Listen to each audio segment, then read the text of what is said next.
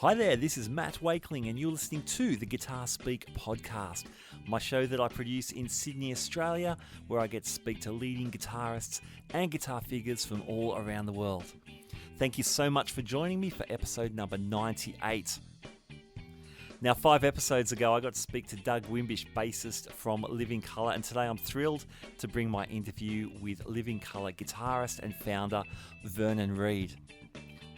Now, I've been a huge fan of Vernon's since Living Colour's debut album, Vivid, was released in 1988, and it's really hard to believe that 30 years have passed since that record was released. Vernon is an incredibly articulate and thoughtful musician, and it was a great honour to have him on the podcast. So, let's go straight into our conversation. Vernon, Living Colour come back to Australia this December, in part to celebrate the 30th anniversary of Vivid. I read a quote from you talking about that record Vivid, and you said Vivid was outside of its time. Can you explain what that means? Well, I would say it wasn't following the trends. It wasn't following any particular trend of music that was present at that time. It was its own. Certainly our influences on that record were everything from James Brown's music to Hendrix's music to the Talking Heads' music to, jazz rock fusion music. There were a lot of different things that went into what made that record what it was. And also, it was also a very much, part of its subject matter was social conditions. The record is a funny mix because a song like Broken Hearts is a very personal song. Sure. The song Cult of Personality is very talking about a social phenomenon. Absolutely. And one of the curious aspects of that record is the way in which a lot of the things that were talked about on that record are, like something like Which Way to America, like the chant in the breakdown, Where's My VCR? It's kind of a funny thing when we do the song live because, people don't even know what a VCR is anymore, right? Sure. So it's really very, very, very amusing. But the question, like one of the couplets is, I look at I look at the TV, Your America's doing fine. I look out my window, my America's doing time. Yeah. And that is more true now than it was at that time. It was, the Clinton, the crime bill, mass incarceration really just started to happen big time. Right after Which Way to America came out. And a lot of things like a song like Funny Vibe could have been written yesterday. Sure. Could have been literally written yesterday. Yep. And Cult, you mentioned Cult. If there was ever a time for that song, it feels like now rather than 30 years ago. We're in it. Yeah, it's right. It's weird. It's like a song about a phenomenon, but it really feels like a real-time lived thing right now. I was going to ask you, Vernon, you reach a milestone like this, say 30 years or 25 years since Stain. Do you allow yourself to reflect on the legacy of a record, or does the fact that it's still playing itself out, does that alter the way you think of the record, given it's still got such currency? Well, it's weird. It's a weird. It's weird. Time is a weird thing to because we're always moving forward, and the fact that we're always moving forward, but certain things remain constant is one of the curious aspects of it. Sure. As I said, mentioning VCRs, is very, it says, where's my TV show, right? And that's before reality TV became the thing. Yeah. So, VCRs no longer exist, but everybody can have their own TV show right now. You can have your own TV show. You can either be on YouTube or you can be on the Discovery Channel. You can have your own TV show. Now, Vernon, your voice as a guitarist on that record, it was already very developed. You'd already had a great career playing with people like Roland Jackson and Defunct. You were drawing on like rock and blues rock influences, of course, but also 20th century guys like Eric Dolphy, Sonny Sharrock, even Charles Ives. Now this is your debut album with that band, and yet you've got such a developed voice. How do you build on that? How have you continued to develop your playing since then? One fret at a time. That's a great answer. I mean, the guitar is, it's like, it's weird to have lived with something now for so long in my life. And the idea of finding different fingerings, try to even now improve, get better, it's a strange thing, because I'll listen to something that I did and it's like hearing a different guitar player. It's like hearing somebody I don't know. Really? I'll go, wow, what? Yeah. But I know that it's me, but who I was in that particular state of mind, it's a fascinating thing. But part of the thing is, guitar, because I played in different contexts. I played, with the Yohimbi brothers. I played with James Blood Omer. Mm-hmm. I've done a variety. I recently just did a Band of Gypsies thing with some friends of mine. And the guitar is a weird, like, it's not like if I was playing with my band Mask, that I would play exactly the way I would play with Living Colour. So the context is different. I would play subtly or just different in a way. Like when I would play with Yohimbi brothers, it was like a different kind of vibe, a different kind of groove. Of course, there's overlap. There are certain things I play, you can hear me play that and you'll hear that in Living Colour. But then, I wouldn't play, part of the weird thing is, oh man, I wouldn't want to play this cool, weird thing. But then when I play Middleman, it's a challenge because it's like, oh, I've been playing this song for over 30 years. So, there's certain things that I, like, oh, I'll approach it like this. And one of the things is like, how to manage consciousness? Like, how can I remain open to whatever jumps into my ear, whatever jumps into my hand, but at the same time play, something that I think is appropriate to the song, just appropriate to the song, right? Sure. And that's like one of the great challenges about living with something, this experience of guitar for so long in my life. It's crazy. Yeah. I still have to practice. Damn it!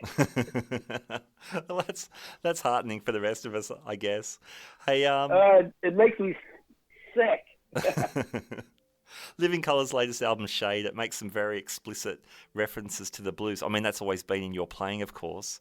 And it's not to say Shade is an exclusively blues album, but you're playing some slide on that record. Is that a new thing for you? Yeah. I actually, funny you should say that, because I actually made my own slides, and I made this slide that allows you to play. I wanted to play slide as a color, but I wanted to also be able to play certain kind of fingerings and things. So I made up this slide, and I'm actually thinking about making them available. I don't know, but yeah, those, all the blues is so important. It's such an important institutional, experiential space, and we weren't trying to make a blues record. We were trying to say, blues, rock and roll came out of the blues, and how do we reflect that influence? How does Living Color reflect that influence? And that's what went into the idea behind Shake. The song "Who Shot You" by Biggie Smalls is not a blues tune, but it's a blues story. But it kind of is, yeah. What happened to Christopher Wallace? What happened to Christopher Wallace is as much blues as a Leadbelly type of story. Yeah, absolutely. Yeah. Yep. Gotcha. There's other tunes on the record too. Something like Program. That seems, I don't know if there's a classic Living Colour sound, but maybe Program is kind of like it. It reminded me a little bit of Middleman. That thing with the big unison riffs with you on the bass. Yeah, a little bit. What about on a track like Come On? There's that chopped up guitar solo, which is fantastic. Is that a post-production thing, or are you doing some live processing on that? Are you talking about Come On? Yeah. Oh yeah, that's post. That's a bunch of that's Andre Betts, working his crazy magic, our producer. Yeah. It's funny though, there's the technology is, because there's like kind of cutting up the entire track, on a level. Yeah. We don't really do that so much, but even though there is, there are techniques, there's technology to allow you to do a little bit of that. Yeah. You know what I mean? But the way, because the guitar's cut up, but it's also the whole track gets cut up too. Yeah, it's killer. It's so cool. Well, yeah, thank you. I'll give a lot of credit. A lot of credit goes to Chris Lord Alge mixed that track. Okay. Great. Okay. He's great. Yeah. He a lot of credit goes to him for mixing that track. Yep. That's cool. Vernon, we haven't got much time left, so my last question for you is, what's your advice for guitarists trying to find their own voice? Okay, so try to find your own voice. You have to ask yourself a lot of questions about who you really are, and don't be afraid of the answers. Don't be afraid of the answers. If you're really like, if say you're a metal guy, and you really are attracted to country and western music, or the other way around, you're a country guy, and you really, don't be afraid to pursue your interest. Don't be afraid to listen to music that you wouldn't normally listen to. And also, you have to manage your frustration. Guitars are incredibly frustrating instrument, and it can be mind-numbingly boring. So one way to part of the thing is be patient with yourself, but be diligent, and break down the things that you want to do into its smallest components and work on those, and do push-ups if you can. If you can do push-ups, do those. Those will help you. Do you mean literal push-ups? Literal push-ups, because the fact is, your upper body strength has a great deal to do with what you'll be able to execute. Okay. That's where things like your string gauges make a difference, right? So a lot of the fantastic things you hear people doing, they're doing them. They're able to do those things because they're using really lightweight strings. Mm-hmm. And the thing is, it takes a lot of musculature. You have to be able to control the things that you do. So strength is important, and the ability to attack a certain thing with ease is important. But then developing the technique, the nuances, and things like that are also very important.